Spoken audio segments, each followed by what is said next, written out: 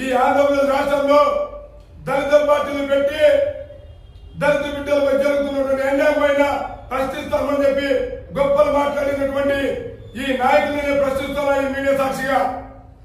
మరి నిజంగా దళితుల కోసం పెట్టి ఉంటే మరి దళిత పార్టీ అని చెప్పుకున్నటువంటి మీరు మీ పార్టీలు ఏ ఏ జిల్లాలో పనిచేస్తున్నాయి ఒక్కసారి ఆలోచించాలని కూడా ఈ సందర్భంగా నేను గుర్తు చేస్తాను దళిత నాయకులకి.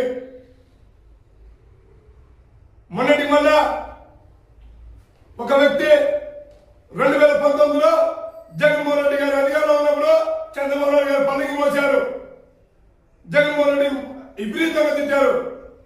నాకు తెలిసి బహుశా జగన్మోహన్ రెడ్డి గారు కూడా ఈయన మాట్లాడిన మాటల్లో 50% కూడా ఓడిపోవడానికి ఆయన మాటలు కూడా కారణమని కూడా ఈ మీడియా ముఖంగా నేను తెలియజేస్తా ఉన్నా.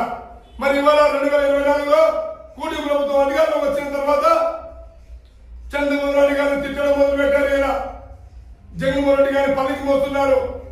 మనం నడుతా ఉన్నా ఇవాళ సూటిగా ఆనాడు చంద్రబాబు నాయుడు గారు పల్లకి మోసినటువంటి వ్యక్తి నువ్వు, మరి ఇవాళ జగన్మోహన్ రెడ్డి గారు పల్లకి మోయడానికి కారణమేమి? కేవలం ఇతరులకు ఉన్నటువంటి పబ్లిసిటీ. ఈ ఆంధ్రప్రదేశ్ రాష్ట్రంలో దళిత పార్టీలు పెట్టి దళిత బిడ్డలపై జరుగుతున్నటువంటి అన్యాయం పైన ప్రశ్నిస్తామని చెప్పి గొప్పలు మాట్లాడినటువంటి ఈ నాయకులని ప్రశ్నిస్తున్నా ఈ మీడియా సాక్షిగా.